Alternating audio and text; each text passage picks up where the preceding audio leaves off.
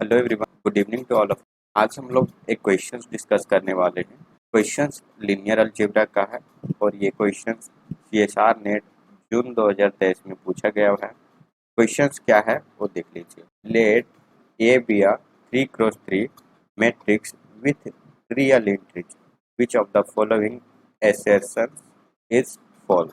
मतलब ये है कि हमारे पास एक 3x3 का रियल मैट्रिक्स दे करके रखा हुआ है और उसके बारे में हमें बात करना है।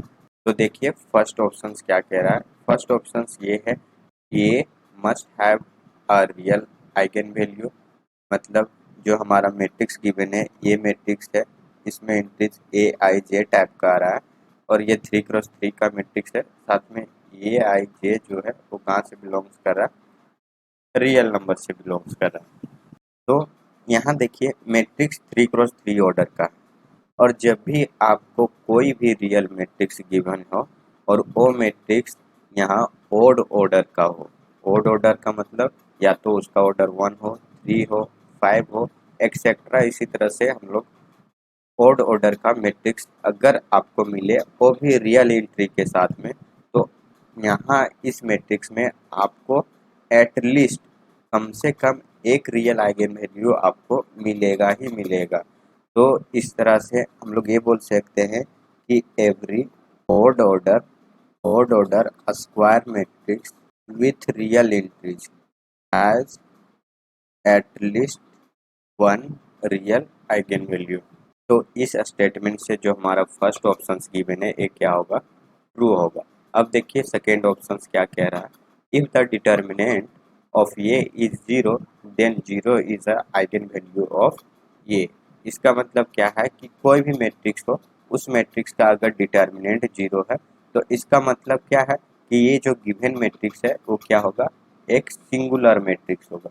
और जब भी कोई सिंगुलर मैट्रिक्स मिले तो उस मैट्रिक्स के पास आपको कम से कम एक जीरो आइगन वैल्यू मिलेगा ही मिलेगा। तो यहाँ से हम लोग दूसरा स्टेटमेंट बोल सकते हैं कि every singular matrix has at least one zero eigen value, at least one zero eigen value. तो इस तरह से हमारा, तो इस स्टेटमेंट से हमारा सेकेंड ऑप्शन जो है वो क्या होगा, करेक्ट होगा, मतलब ट्रू होगा। सिमिलरली आप थर्ड ऑप्शन को देख सकते हैं। थर्ड ऑप्शन क्या कह रहा है, इफ द डिटर्मिनेंट ऑफ ये is negative and three is eigen value of ये देन ये must have three real eigen value.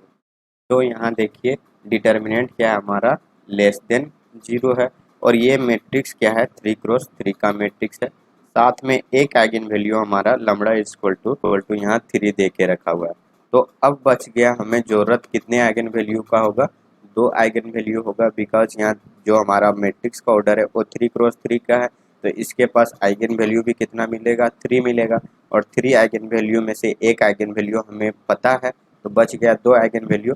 अब मतलब उस आइगन वैल्यू से ही हम लोग डिसाइड करेंगे कि जो हमारा मैट्रिक्स का डिटर्मिनेंट लेस देन जीरो है, तो वो दोनों आइगन वैल्यू के ऊपर ही डिपेंड करेगा।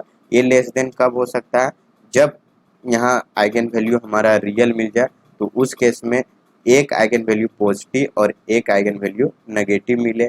और दूसरा केस ये है कि जब हमारा आइगन वैल्यू क्या हो, कॉम्प्लेक्स हो जाए, मतलब कॉम्प्लेक्स फील्ड से आ जाए। तो उस केस में क्या होगा कि अगर आइगन वैल्यू आपको मान लेते हैं कि जेड नोट एक कॉम्प्लेक्स आइगन वैल्यू, मतलब इमेजिनरी आइगन वैल्यू आपको मिल रहा है, तो इसका कॉन्जुगेट भी मिलेगा आपको, मतलब जेड नोट बार भी मिलेगा। और इन दोनों का प्रोडक्ट अगर करते हैं हम लोग, जेड नोट बार करते हैं, तो ये किसके बराबर आता है, मोड जेड नोट का स्क्वायर के बराबर आता है। और ये कभी भी क्या होता है, ये नेगेटिव नहीं होता है, ये हमेशा क्या होता है, ये ग्रेटर देन जीरो ही होता है। तो कॉम्प्लेक्स में मिलेंगे हमें तो कॉन्जुगेट पेयर में मिलेगा, और अगर कॉन्जुगेट पेयर में मिलेगा तो उन दोनों का मल्टीप्लिकेशन हमेशा हमें क्या देगा, पॉजिटिव देगा। दैट्स वाई हम लोग ये बोलेंगे कि जब हमारा डिटर्मिनेंट क्या हो, लेस देन जीरो हो, तो इस केस में हमें कॉम्प्लेक्स आइगन वैल्यू मिल ही नहीं सकता। बिकॉज डिटर्मिनेंट हमारा क्या है, लेस देन जीरो है और साथ में हमें एक आइगन वैल्यू 3 दे के रखा हुआ है। तो यहाँ जब भी आइगन वैल्यू मिलेगा, मतलब जो बचा हुआ 2 आइगन वैल्यू है वो रियल आइगन वैल्यू ही मिलेगा, और वो दोनों रियल आइगन वैल्यू में से दोनों का साइन अपोजिट होगा, एक का प्लस होगा तो दूसरे का माइनस होगा।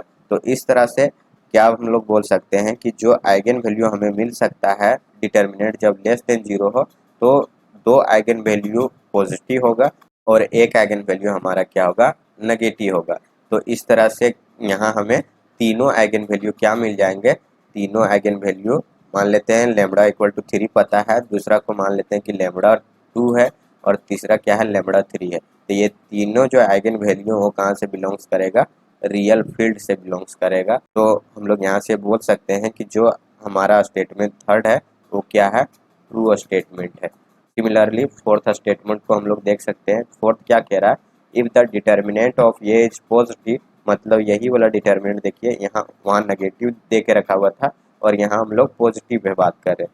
जब डिटर्मिनेंट हमारा पॉजिटिव हो and 3 is a eigen value of ये, मतलब 3 एक आइगन वैल्यू है हमारा मैट्रिक्स ए का, देन ये must have 3 real eigen value.